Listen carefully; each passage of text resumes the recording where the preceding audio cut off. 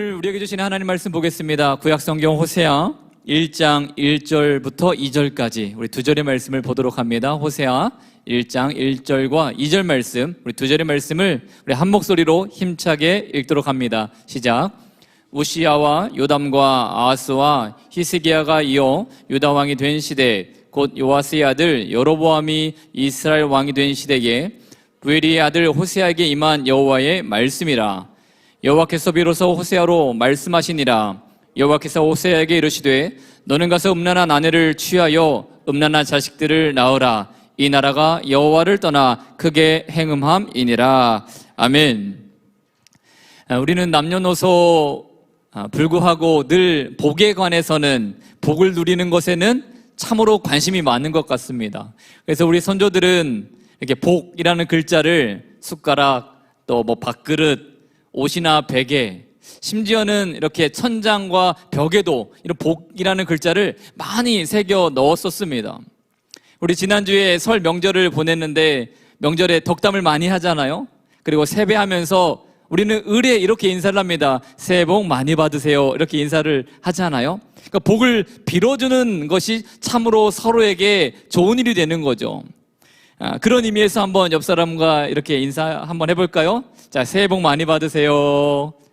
네, 새해 복 많이 받으세요. 저도 제가 여러분들에게 복을 드릴 수 있는 능력만 있다면 마음껏 축복하고 싶습니다. 여러분들 올 한 해가 이전보다 잘 되기를, 더 풍성해지기를, 더 건강하기를, 준비하는 모든 계획들이 성취되기를, 그 복을 빌어드리고 싶은데 저에게는 그런 능력은 없는 것 같습니다. 복을 원하고 기도해 드릴 수는 있는데 축복할 수 있는 오직 권한과 능력과 힘은 우리 하나님께만 있는 줄을 믿습니다. 그래서 오늘 성도는요, 복을 구하되 그 복을 주시는 그 하나님을 바라보는 인생이 바로 신앙생활인 줄을 믿습니다. 그래서 우리는 누군가에게 복을 빌고 또 내가 복을 받기를 원할 때에 주의를 좀 해야 되는데, 이 복이라는 것에 대한 관점이 또 두 가지 의미가 있습니다. 첫 번째는 하나님의 은혜로 채워주시는 복, 축복이 있다라는 거죠. 예수님의 말씀처럼 먼저 그의 나라와 의를 구하면 내가 너에게 모든 것을 채우시겠다 약속하신 그 하나님의 말씀이 임하는 복이 바로 축복입니다.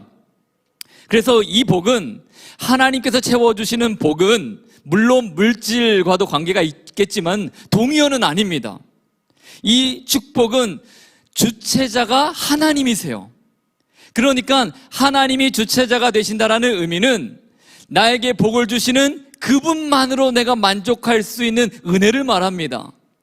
나에게 하나님께서 어떠한 환경과 상황 속에서도, 아니 내가 지금 비천한 자리와 또 힘겨운 자리에 있을지라도 하나님이 나와 함께 하시기 때문에 내 인생의 주체권, 주도를 하나님께서 하시기 때문에 내가 복을 누리는 사람이다 라고 고백할 수 있으면 이 사람은 하나님이 주시는 축복을 누리는 사람이 맞습니다. 오늘 찬양대가 주님은 옳습니다가 이 찬양의 제목이었나요? 주님 옳습니다. 주님은 옳습니다. 제가 이 찬양을 들으면서 오늘 제가 준비한 말씀하고 어느 정도 연관이 있더라고요.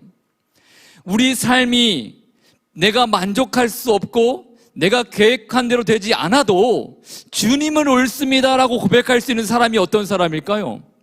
하나님이 주시는 복, 그 은혜의 복을 깨닫는 사람은 어떤 상황도 주님이 옳습니다, 그렇게 고백할 수가 있는 거죠.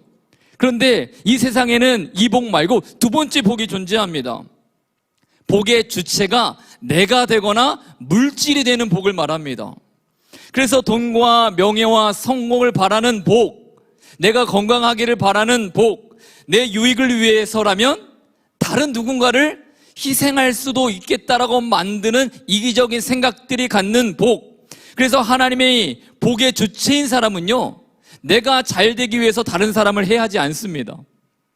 내 가정이 잘 되기 위해서 누군가 나보다 연약하거나, 아니 비록 나보다 힘이 있는 사람일지라도 그 사람과 내가 경쟁하지 않아요.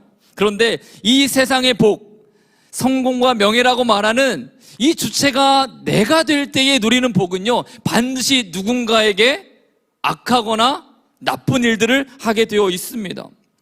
이 두 가지 복 가운데에 우리는 어떤 복을 누리는 사람이 되어야 할 것인가? 다윗은 시편 1장 1절과 2절에 이런 고백을 했습니다. 복이 있는 사람은 이라고 하면서 시작되는 말씀이죠. 한번 말씀 보여주실까요? 시편 1편 1절과 2절 말씀. 복 있는 사람은 악인의 꾀를 쫓지 아니하며 죄인의 길에 서지 아니하며 오만한 자리에 앉지 아니하고 오직 여호와의 율법을 즐거워하여 그 율법을 주야로 묵상하는 자로다. 아멘. 복이 있는 사람은 악인의 꾀를 쫓지 아니하고 죄인의 길에 서지 않고 오만한 자리에 서지 않습니다. 왜 그렇습니까?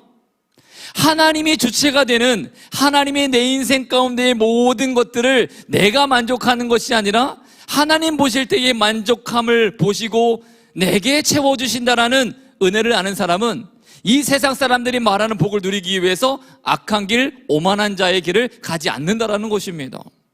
그래서 오늘 우리는 내 힘으로 만들어내는 복을 누리고 비는 사람이 아니라 하나님이 주체가 되셔서 내 인생 가운데 임하시면 만족할 수 있는 그런 믿음의 축복을 누리는 우리 모든 청년들과 성도님들 되시기를 예수님의 이름으로 축원합니다.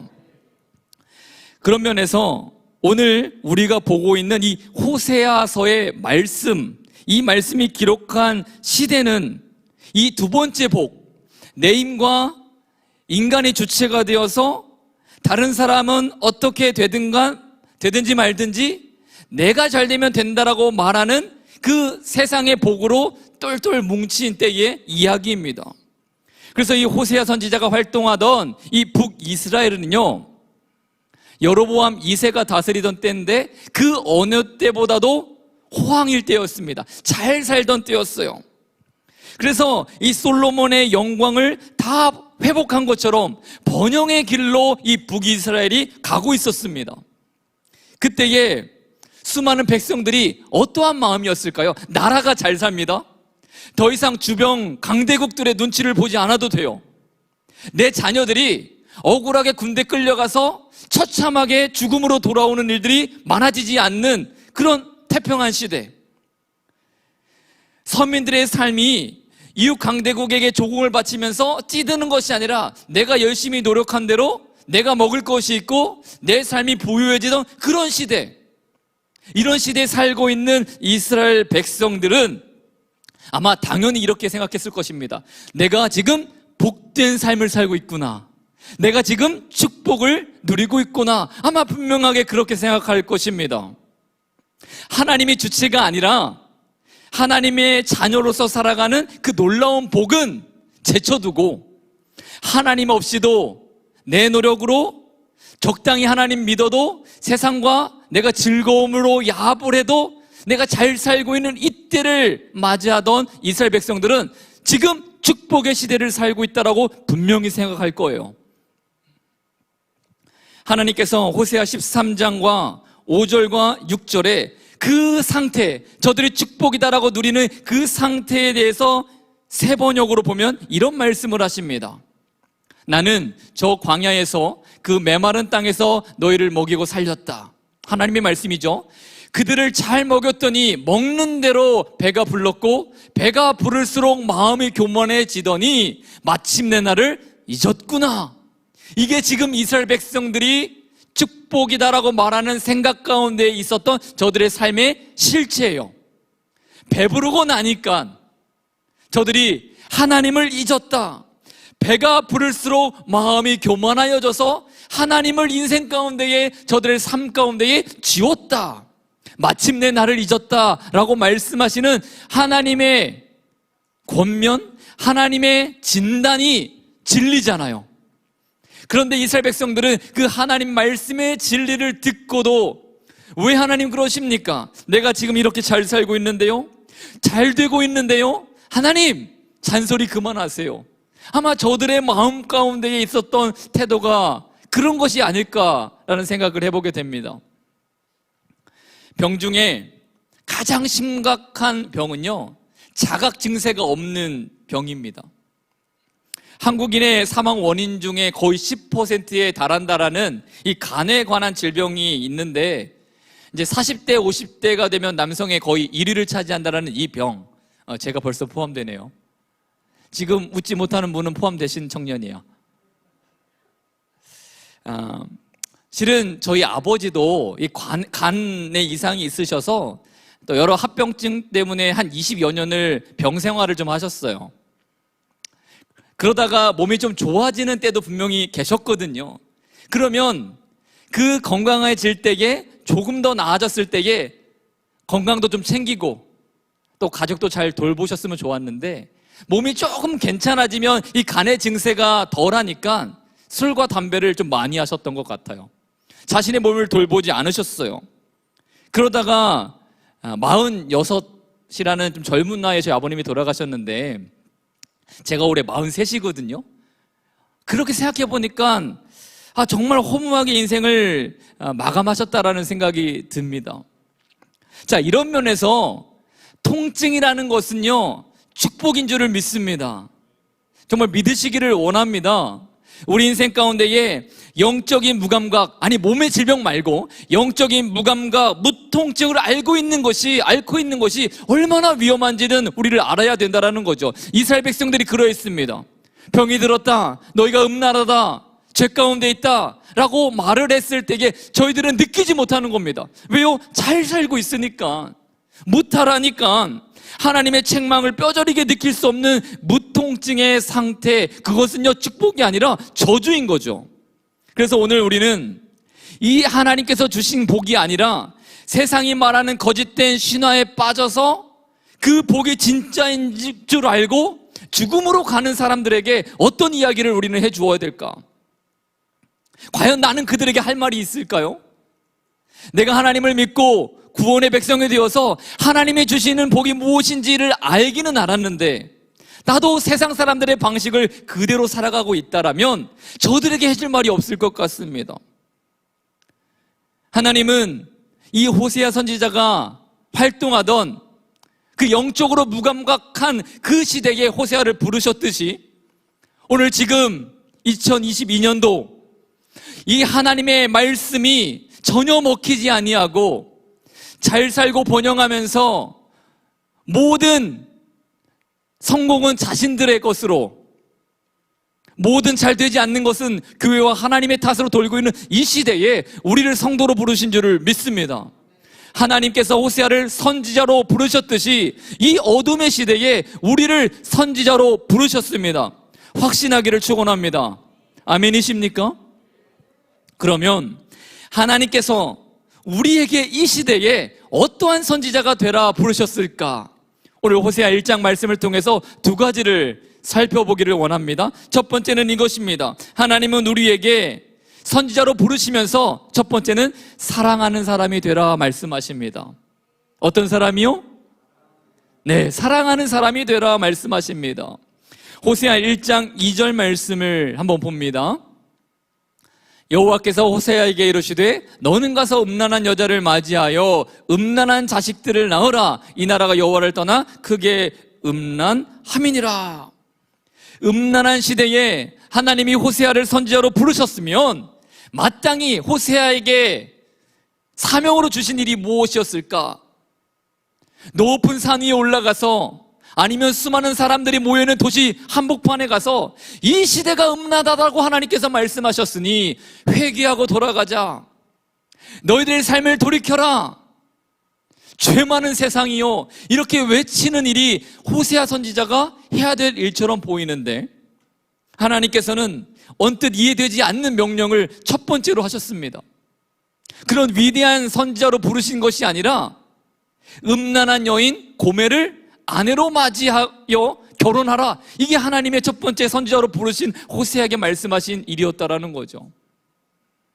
선지자라면 음란한 현장을 들쑤시고 온갖 잘못된 것들을 바로잡기 위해서 싸워야 할 것 같은데 이 음란한 여인 고멜을 아내로 맞이하는 삶을 가장 먼저 명령하셨다. 왜 그렇게 하셨을까?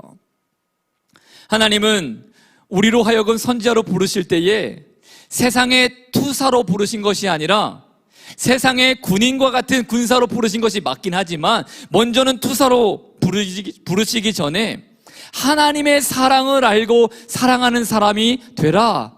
이렇게 먼저 부르신 줄을 확신합니다. 하나님께서 우리가 선지자가 되어서 나는 세상과 달라, 나는 거룩하고 너희는 악하니 이 더러운 세상 그렇게 살지 말아라 라고 말하는 의인의 자리에 우리를 서게 하실 것 같은데 그렇게 먼저 부르시지 않는다라는 겁니다. 왜요? 그렇게 먼저 선 자들의 모습이 성경에 많이 기록되어 있는데 대표적으로 바리새인들이 그러지 않았습니까? 의인의 자리, 선지자의 자리, 세상 한복판에서 하나님의 영광을 드러내는 삶의 자리로 부르신 자들이 사랑하는 하나님께서 낮고 천한 이 땅에 오신 몸소 실천하신 그 하나님의 마음을 알지 못하고 그 자리에 서면 교만하여지고 의인이 아니라 진짜 죄인이 되거든요. 그래서 하나님은 우리를 선지자로 부르시고 이 시대에 성도로 부르셨을 때에 세상을 사랑할 수 있도록 감당할 수 있도록 먼저 우리에게 사명을 주시는 줄을 믿습니다. 고린도전서 13장 1절은 이렇게 말하죠. 내가 사람의 방언과 천사의 말을 할지라도 사랑이 없으면 소리나는 구리와 울리는 꽹과리가 되고, 선지자, 성도는 하나님의 말씀을 전하는 자입니다. 하나님의 말씀을 들고 서는 자입니다. 그래서 그 선지자들에게는 방언과 천사의 각종 언어를 주시기도 해요. 그런데 사랑이 없으면 그 입에서 나오는 모든 그 좋은 것처럼 보이는 것들이 울리는 꽹과리와 같다. 그냥 울려 퍼지고 사라지는 것들을 받게 되지 않는다라고 말합니다. 2절 말씀을 뭐라고 말합니까? 내가 예언하는 능력이 있어서 모든 비밀과 모든 지식을 알고 또 산을 옮길 만한 모든 믿음이 있을지라도 사랑이 없으면 내가 아무것도 아니다. 성도는 믿음을 가지고 세상에 능력을 나타내는 사람입니다. 우리는 권세가 있습니다. 산을 옮길 만한 권세가 있다라고 이야기를 하는데 설령 믿음을 통해서 우리가 그 산을 옮길 만한 믿음과 기적을 행하는 자일지라도 사랑이 없으면 그 능력은 아무것도 아니다라고 말했습니다. 예수님께서 십자가에 죽으실 때에 능력이 없어서 돌아가신 게 아니잖아요. 군사들의 조롱 내려와 보라 라고 말할 때에 그 십자가에서 내려오지 못하셔서 연약하셔서 십자가에서 죽으신 게 아니잖아요. 그렇듯 3절 말씀도 하나 더 보시면 내가 내게 있는 모든 것으로 구제하고 또 뇌물 불사르게 내줄지라도 사랑이 없으면 내게 아무 유익이 없느니라. 내가 가진 모든 것을 팔아 남을 돕고 구제할지라도, 아니 내 생명까지 바쳐서 누군가를 구원할지라도 사랑이 없으면 그 희생과 그 섬김이 나에게 아무런 유익이 없다라고 말합니다. 나에게 구원이 되지 않는다라는 이야기죠. 사랑하는 성도 여러분, 세상은요 분노할 것 투성인 것 같습니다. 우리로 분노하게 만드는 음란한 고멜들이요 각처에 존재하고 내 삶에도 존재하고 내 가족 안에도 있기도 합니다.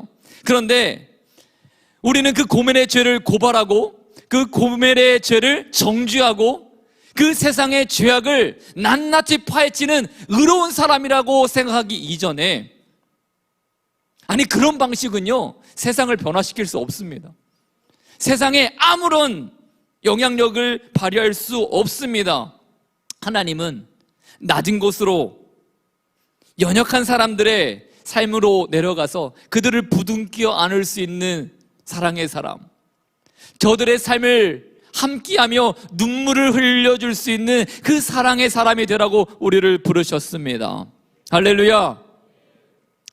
제가 페이스북 인터넷을 보다가 좋은 영감이 되는 글, 어떤 학자의 이야기를 들었는데 우리 사람의 뇌는 부정적인 개념을 이해하지 못한답니다.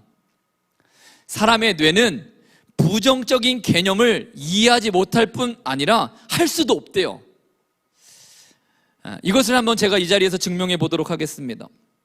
여러분 준비되셨나요? 제 말을 잘 귀 기울여 보세요. 전 부정적인 언어를 지금 이야기할 것입니다. 여러분 그 말을 따르지 말아보세요. 코끼리를 지금 생각하지 마십시오. 느낌이 오나요? 이 중에 난 지금 코끼리 생각 안 했다 손 들어보세요. 절대 그럴 수 없다라는 겁니다. 우리의 뇌가 그렇대요. 뇌한테는요 무엇을 하지 말라고 강조할 수가 원래 없답니다. 하지 말라고 말하면 각인이 되니까 그런 것이죠.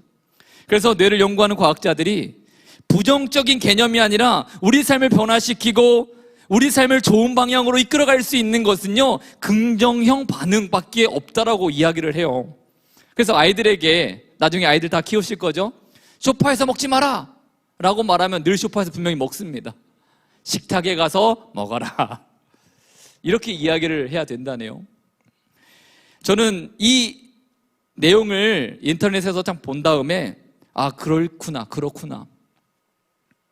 오늘 호세아를 선지자로 부르시고 하나님께서 말씀하셨습니다. 세상은 죄 가운데에 음란함에 빠졌다. 호세아야, 내가 가서 저들의 그 부정함을 밝히고 변화시켰으면 좋겠다. 그렇게 부르지 않으셨다라는 이야기죠. 어떻게 하라? 저들을 사랑해라. 더 강력한 방법이죠. 고멜을 아내로 맞이하라. 사랑해라. 그래서 그 세상의 죄악이, 죄의 결과물이 탐욕과 음란과 시기와 또 살인일지 모르겠지만 그것을 부정적인 개념을 통해서 저들을 의의 길로 인도할 수 있는 것, 내가 할 수 있는 것 아니니 죄를 만들어내는 그 사람일지라도 내가 먼저 사랑하면, 이것을 단서로 달고 이 호세아를 선지자로 부르셨습니다. 그렇기 때문에 오늘 우리가 살고 있는 이 시대에 우리를 호세아와 같이 선지자로 부르시는 하나님은 우리를 하나님의 자녀인 성도로 부르실 때에 우리를 사명자로 부르셨는데 일반적인 명령이 아니라 하나님의 마음, 그 사랑을 먼저 아는 자가 되기를 원하셨습니다. 그런데요, 우리 하나님은 얼마나 좋으신 하나님이냐면 그 사랑하라 라는 명령을 하시는 그 하나님조차도 먼저 우리에게 모범을 보이셨습니다. 로마서 5장 8절 말씀을 우리 한 목소리로 읽습니다. 시작. 우리가 아직 죄인 되었을 때에 그리스도께서 우리를 위하여 죽으심으로 하나님께서 우리에게 대한 자기의 사랑을 확증하셨느니라. 할렐루야. 확증하셨느니라. 하나님이 먼저 우리를 사랑해 주셨습니다. 하나님이 고멜과 같은 우리를 정죄하지 않으시고 음란하다 죽음으로 내몰지 않으시고 우리를 구원하시기 위해서 먼저 사랑해 주셨다라고 말을 합니다. 이 사랑이 우리에게 필요한 성도의 인생입니다. 사랑하는 성도 여러분, 세상을 향한 거룩한 분노보다 먼저 아픈 사랑을 시작하시기를 권면하고 축복합니다.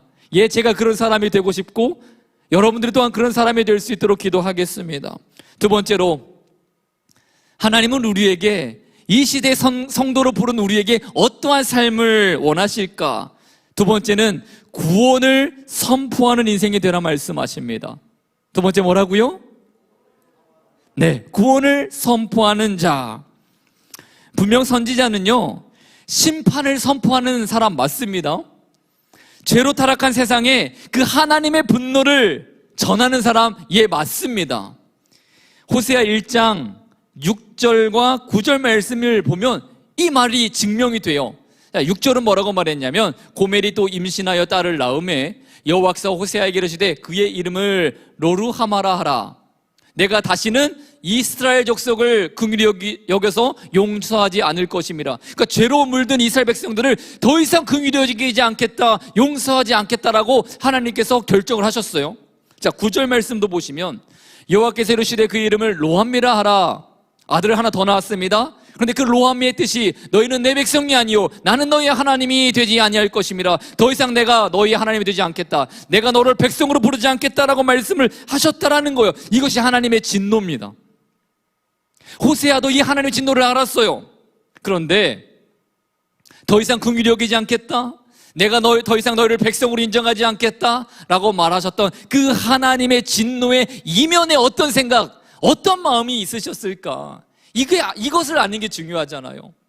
그래서 7절 말씀을 한번 보시면 긍휼히 여기지 않겠다라고 말씀하신 하나님은 바로 이렇게 말씀하십니다. 그러나 내가 유다 족속을 긍휼히 여겨 그들이 하나님 여호와로 구원하겠고 활과 칼이나 전쟁이나 말과 마병으로 구원하지 아니하리라. 할렐루야.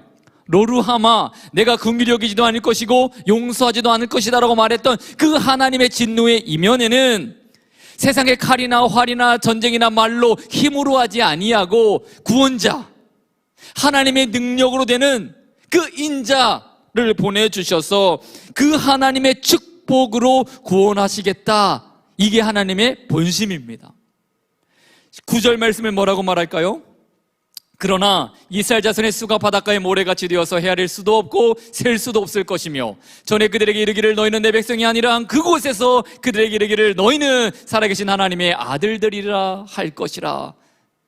나는 너희의 하나님이 아니다, 너희는 내 자녀가 아니다 라고 말했던 그곳에서 하나님이 우리를 내 아들들이라, 살아계신 하나님의 아들들이라 라고 축복해 주시며 성취하겠다 말씀하시는 것이 하나님의 또한 본심입니다. 여러분, 이 하나님의 본심을 우리가 알았으면 좋겠어요. 진노 중에라도 멸망치 않기를 원하시는 그 하나님의 본심이 오늘 우리로 하여금 살게 하는 능력입니다. 오늘 호세아 말씀 3장에 보면 나중에 이 고멜이 이 호세와 결혼한 후에 자녀를 3명을 낳고 잘 사는 게 아니라 다시 이 호세아를 버리고 이전 삶으로 돌아갑니다. 자식들도 버리고 남편도 버리고 다른 남자를 찾아 또 음란한 삶을 살아가요.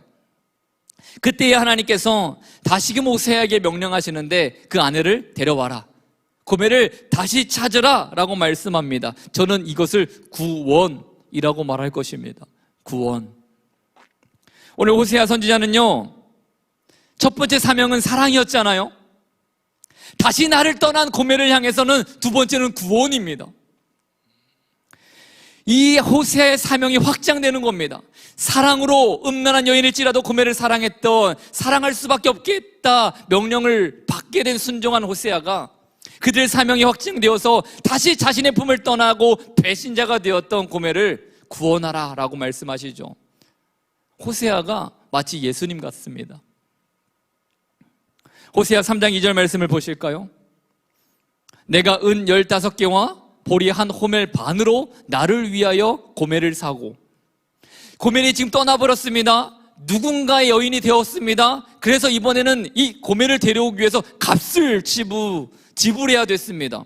은 15개와 보리 한 오멜 반을 주고, 이것을 그 당시의 가격으로 따지면 한 30세겔 정도가 되는데, 이 30세겔은요 한 여종의 몸값, 여종을 구원할 수 있는 가격이었다라고 말합니다.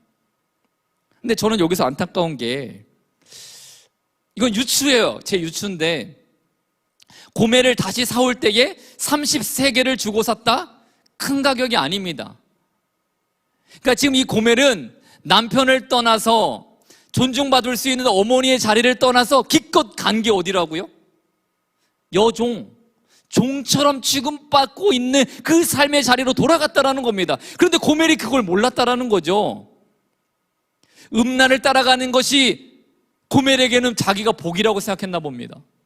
다른 남자를 만나는 것이, 이거 다 비유지만 만나는 것이 그녀에게는 복이라고 생각했던 것 같습니다. 그녀에게는 그게 자유라고 생각했고, 그것이 자기의 삶을 이끄는 행복이라고 생각했고, 근데 이 세상이 그래요. 자신의 힘과 명예와 성공과 명예로 사는 사람들은 이것이 진짜 복이다라고 말하지만, 영적인 안목과 하나님의 생각과 하나님 나라의 관점으로 볼 때에 그런 삶은 결국은 죽음과 패망과 사망으로 가는 길이잖아요. 그런데 세상을 알지 못합니다. 하나님을 떠난 자들은 알지 못합니다. 그 세상을 향하여 호세아에게 명령했던 것처럼 오늘 우리에게 말씀합니다. 값을 지불하고라도 그들을 구원해내라. 저들을 다시 데려와라. 성경은 분명히 경고합니다. 육신의 생각은 사망이다. 죄의 삭은 사망이다. 그 사망의 길에서 그 사망에 놓인 자들을 어떻게 하라고요? 구원해달라는 거죠. 우리 성도에게 맡긴 사명이 그 구원의 사명인 줄을 믿습니다.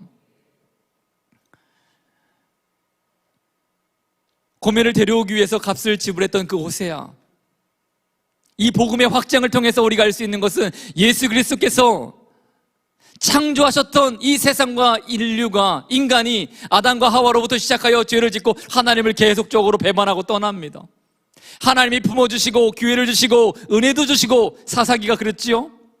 그런데 수많은 사람들은 여전히 잘 살기 시작하면 하나님을 다시 떠나버립니다. 저들의 삶의 자리로. 그것이 복인 줄 알고. 그러나 고멜이 생각했던 그 복의 방탕함, 자신 마음대로 살아가는 것이 행복이라고 말했던 그 거짓 권력과 술수들, 하나님께서 그 모든 것들의 비밀을 파헤친 것이 성경 말씀에 기록되어 있고, 그것이 복음서 예수님의 사역이시고 우리에게 맡긴 복음 증거 전도인 줄을 믿습니다.